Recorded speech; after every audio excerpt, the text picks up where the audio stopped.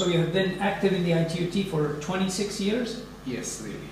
Very good. So what drives you personally to be active? And the other question, what's the benefit to Italia Telecom?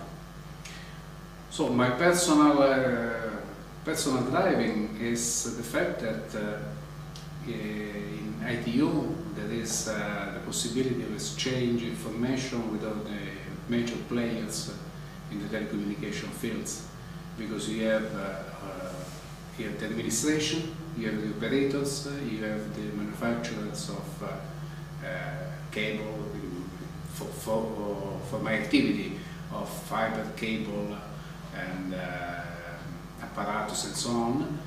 And most of all, you are also able to build up a network of personal, let's say, personal relationships that facilitates quite a lot your daily job, because it happens, you have a problem, and perhaps you know that somewhere, some part of the world, there is a colleague of you that can help you, or can share information, can share maybe sometimes you have problems, and maybe he had the same problems.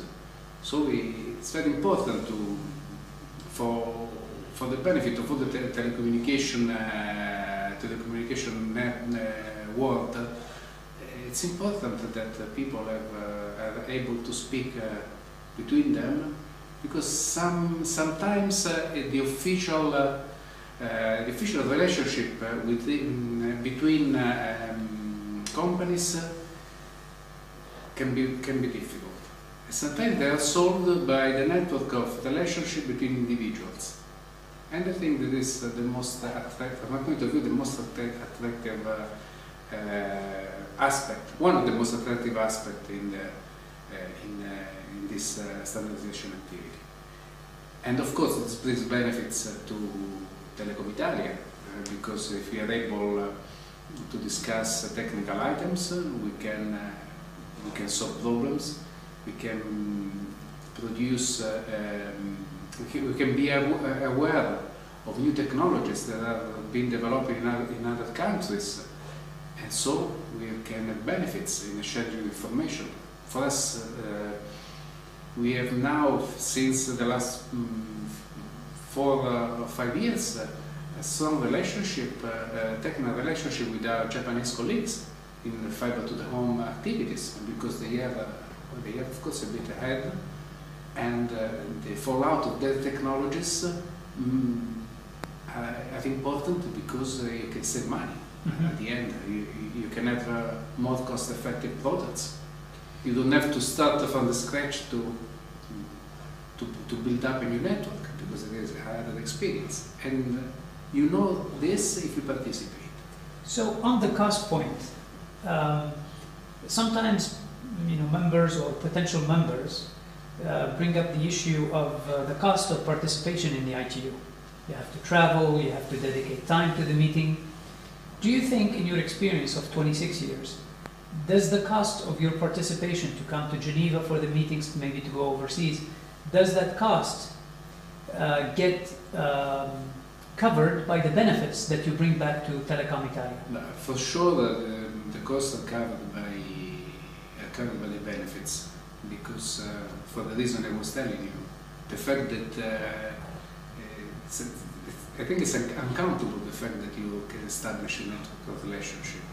You cannot estimate in money, but at the end, if you're able to solve maybe a small problem, you can have maybe big saving in your network, because perhaps you're aware of something that is going on, and you can follow the same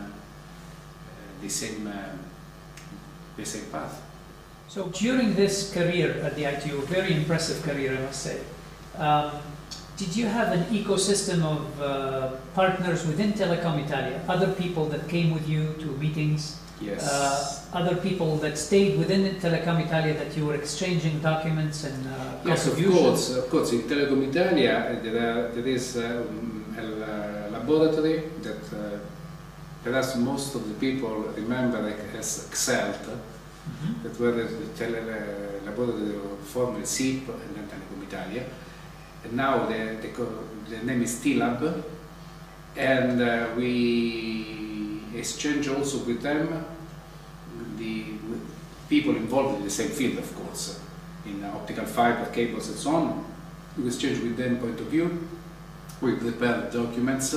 You know, ITU-T and ITU in general has been working on bridging the standards gap for a number of years, and we're making progress in that direction. What few words to summarize at the end, maybe what few words of advice would you have to your colleagues that are in network operators in developing countries that may not be a member of the ITU, or maybe they are a member of the ITU but they're not active? What few words of advice would you have? Yes, I think my point of view is very important to be active